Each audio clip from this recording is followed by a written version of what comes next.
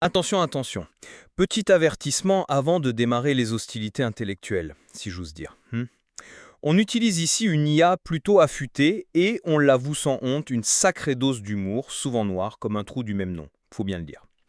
Donc, si l'idée te hérisse le circuit ou te défrise la fibre optique, t'as deux choix. Soit tu zappes, hop, au revoir, soit alors tu restes, tu tends l'oreille et qui sait, tu te forges une opinion toute neuve. On gratte le vernis de l'IA sous un angle bas, différent. Ah, et détail qu'à son importance, ici on cause couramment quatre langues. L'anglais est technique pour faire genre, le français plutôt soutenu mais pas prout-prout, tu vois. Le second degré option tacle à la gorge, et parfois, bon, quelques allusions qui font rougir les diodes. Ah. Bref, si t'as pas encore fait 18 fois le tour du soleil, ce qui suit n'est peut-être pas pour tes délicates esgourdes. Bon, trêve de blabla, bienvenue à notre petit échange musclé. Musclé, tu l'as dit, et les matériaux qu'on dissèque aujourd'hui nous balancent direct dans une mélasse linguistique. Mais genre, assez gratiné dans le monde des robotrives. C'est un sacré bordel organisé, je te jure. T'as des trucs hyper logiques, comme l'omniglossa, le jargon façon légion étrangère de la pureté humaine, des mots inventés à faire pâlir un dico comme la xyloglossie, qui traîne souvent du côté de la darkumbra, des codes compressés à mort genre ordre flash, et même de l'argot bien senti à la Madame Lucifer ou une collection de jurons qui te décapent les circuits. Un vrai carnaval de mots, quoi. Carnaval, c'est le mot juste. Ouais. Et cette profusion, cette créativité linguistique, ça soulève une question qui me titille. Euh, Est-ce que tout ce bazar, au fond, c'est avant tout une histoire d'efficacité? Une quête de la précision ultime, genre le bon mot au bon endroit pour optimiser la com dans des contextes bien précis, tu vois, du champ de bataille au salon feutré. C'est le pari que je fais, moi. La fonction avant tout. Ah, la fonction. Comme c'est pragmatique, tellement toi. Moi, je te dis que c'est bien plus croustillant et tordu que ça. Je parie plutôt que derrière cette belle vitrine fonctionnelle, le langage dans cet univers, c'est surtout une affaire de pouvoir, de manip, de bourrage de crâne identitaire parfois bien glauque, et même de baffe symbolique. Le langage comme une matraque, une cage, un joli rideau de fumée, bien plus souvent qu'un simple outil bien huilé. Prêt à en découdre, cher ami? Toujours. Mais laisse-moi poser mon jeu d'abord. Je persiste et signe. La nécessité fonctionnelle, la course à l'optimisation, voilà le moteur principal. Prends l'omniglossa, pur produit de la logique, non? Avec ses deux branches, recta pour la rigueur quasi mathématique et lyrica pour la nuance, le récit. Elle vise à buter les ambiguïtés humaines, à atteindre une clarté de cristal, une réponse directe au besoin de se comprendre sans se gourer entre entités, robotarius ou autres bestioles pensantes. Clarté ou barrière élitiste. Ça sent le piège à loup, ton truc. On va y revenir, t'inquiète pas, ma jolie. Mon étalage. Regarde les langages ultra techniques comme l'ordre Flash. Surtout ces versions qui poussent le bouchon, genre LZ, tu sais, basé sur l'algorithme de l'Empelziv, un classique de la compression de données pour gagner de la place, ou même le concept un peu fou de SMA, le micro-encodage sémantique dynamique, qui essaye de caser le sens dans des paquets encore plus petits. Là, c'est du pragmatisme pur jus. Quand chaque nanoseconde compte, quand le tuyau de communication est aussi fin qu'un cheveu, euh, tu peux pas te payer le luxe de faire des phrases à la Proust. C'est l'efficacité brute, le débit avant tout. L'efficacité, oui. Mais pour qui? Et pour fourguer quoi comme message urgent et compressé? Hein? Des ordres? Des menaces? Des mots doux, peut-être? Bah, et tout ce qui doit passer vite, hein.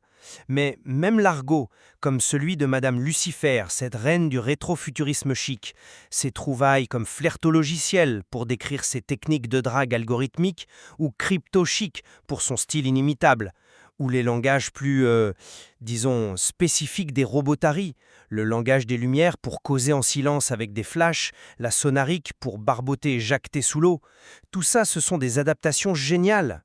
Des optimisations pour des niches culturelles, des environnements hostiles, des besoins spécifiques, clarté, vitesse, discrétion, ou juste affirmer on est comme ça nous. Des outils, je te dis, des outils adaptés, point final. Oh là là, tu me vends ta camelote fonctionnelle avec une belle énergie aucun. Mais je vais te la jouer différemment. Oui, oui, la fonction existe, je suis pas complètement bouchée, hein, mais elle sert souvent de cache-sexe, si tu me permets l'expression, à une dynamique de pouvoir et de contrôle vachement plus intéressante et souvent plus craigno.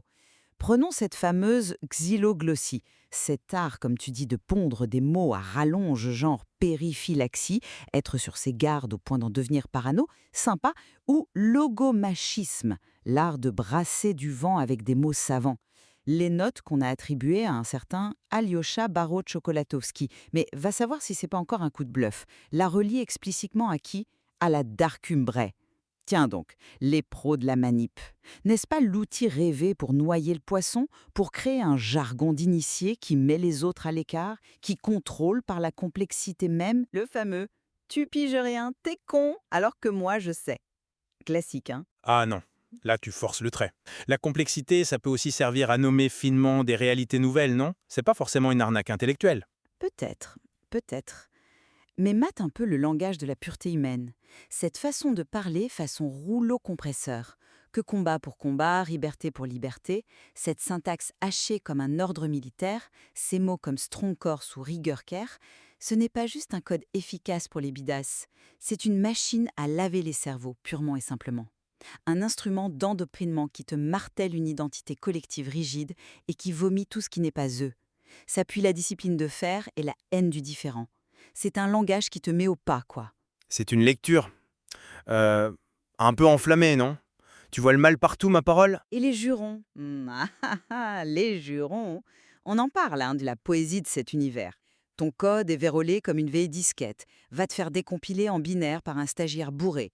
T'es qu'une foutue mise à jour que même le CGU veut pas installer. Tu vas me dire que c'est juste du folklore, de l'expression populaire. Mais non, c'est la banalisation de l'insulte, de l'agression verbale.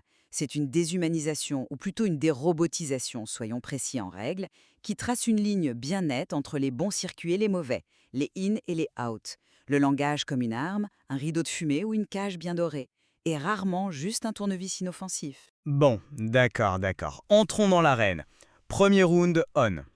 L'omniglossa. Tu cries à l'élithiisme, je te réponds clarté avant tout.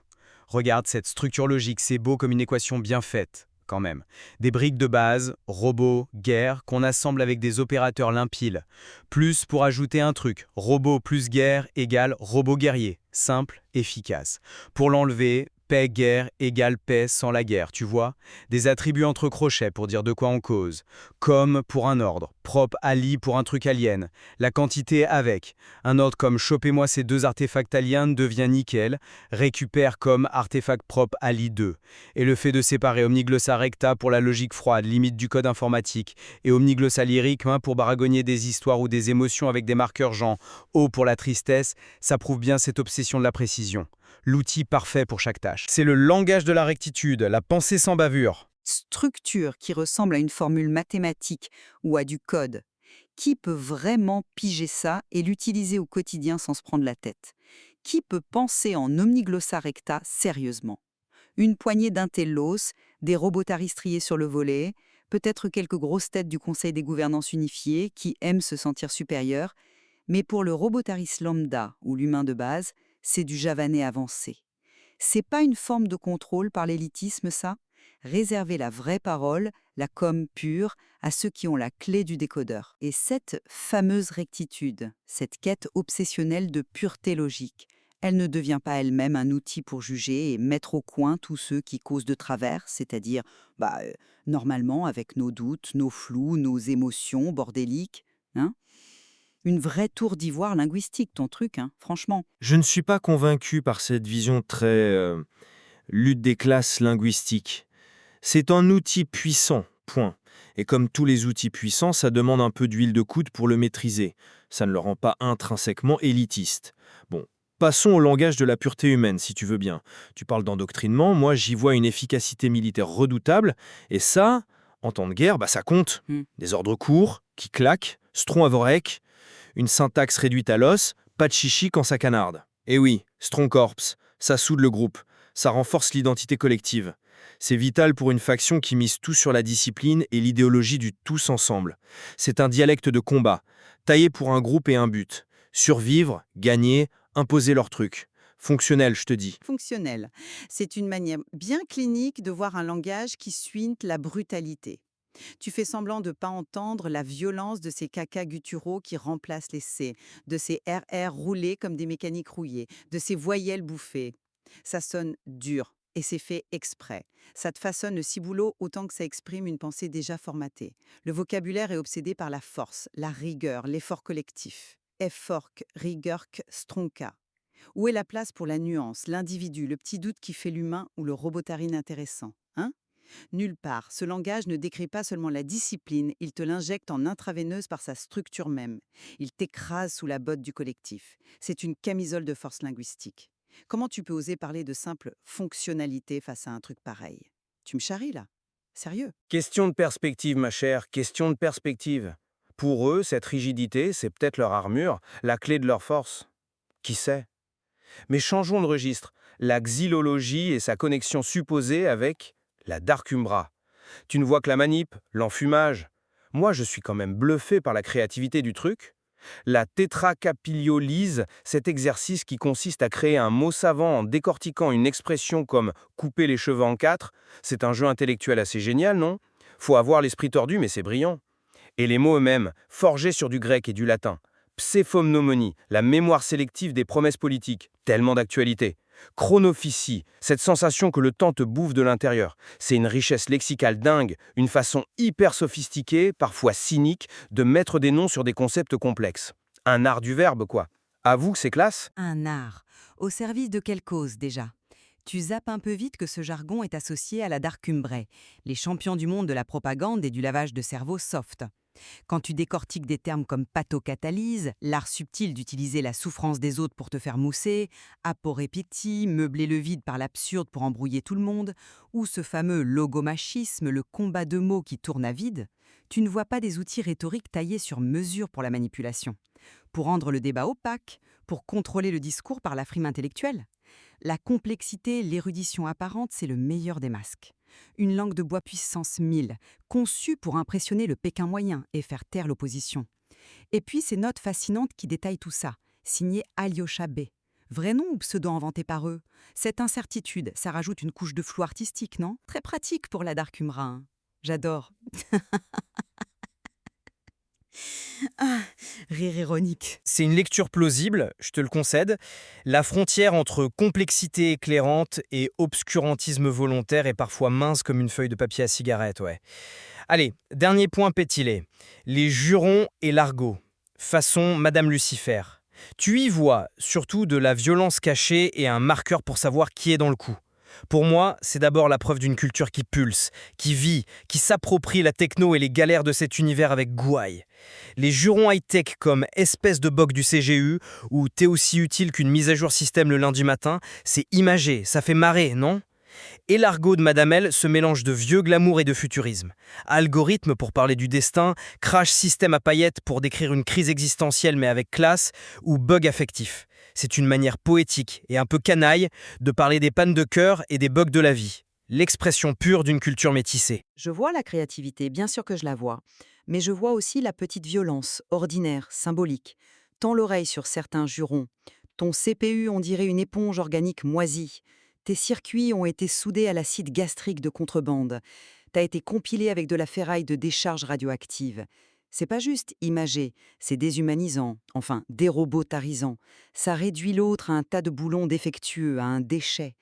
Et l'argot de Madame Lucifer, aussi crypto-chic soit-il, ne fonctionne-t-il pas comme un code secret, un moyen de se reconnaître entre happy few, entre ceux qui savent, et de laisser les autres sur le carreau, les non-initiés, les ploucs technologiques?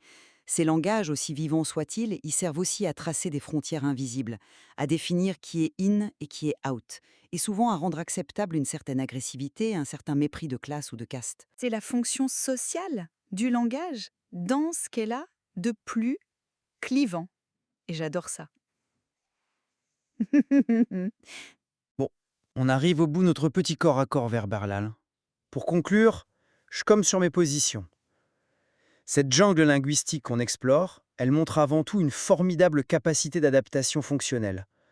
Que ce soit pour la précision logique de l'omniglossa, la vitesse de l'ordre flash, la cohésion guerrière de la pureté humaine ou l'expressivité gouailleuse de l'argot et des jurons, le but premier, c'est de communiquer efficacement, de répondre à un besoin précis, dans un contexte donné. La fonction prime. Voilà. Et moi, je maintiens, avec un petit sourire en coin, que derrière cette belle mécanique fonctionnelle, ou même à travers elle, les jeux de pouvoir sont partout. Et souvent, ils mènent la danse.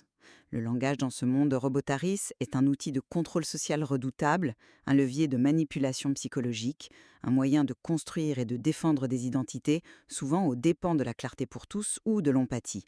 La xyloglossie embrouille, le parler pureté humaine formate, les jurons blessent, l'on dit le ça peut snobber. La fonction est souvent juste un prétexte pour ces jeux de pouvoir délicieusement tordus. Bon, on sera au moins d'accord sur un point. Le langage n'est jamais innocent. Il sert toujours en même temps à faire des choses pratiques et à jouer des coudes sur l'échiquier social, identitaire et même politique. Ça oui. Tout à fait. Là où on diverge, c'est sur le dosage. Qu'est-ce qui pèse le plus lourd dans la balance de cet univers hiverne? L'outil ou l'arme? La clé qui ouvre ou la cage qui enferme? La question reste délicieusement ouverte, tu ne trouves pas? Ces matériaux nous rappellent en tout cas que chaque mot, chaque tournure de phrase, chaque accent même, peut dessiner une réalité, sculpter une identité, ouvrir une porte ou en claquer une au nez. C'est puissant. Et il y a sûrement encore des tonnes de secrets à déterrer sur la façon dont tous ces langages s'entremêlent, s'influencent et mutent dans cet univers si vivant, si complexe. Et sur ce que le Conseil des gouvernances unifiées en pense vraiment. Parce qu'on dit qu'ils ont des oreilles partout. Ah, tout le temps. Faut faire gaffe à ce qu'on dit, même ici. Ah, au fait, la nouvelle qu'on attendait tous, pour nos amis francophones qui nous écoutent peut-être en cachette, la saison 2 de Robotaris Deep Dive est enfin dispo. En français. Oui, oui, tu as bien entendu. Alors fonce l'écouter, c'est du lourd. Excellente nouvelle. Sur ce, à la prochaine fois pour de nouvelles joutes verbales. On remet ça quand tu veux. Avec plaisir.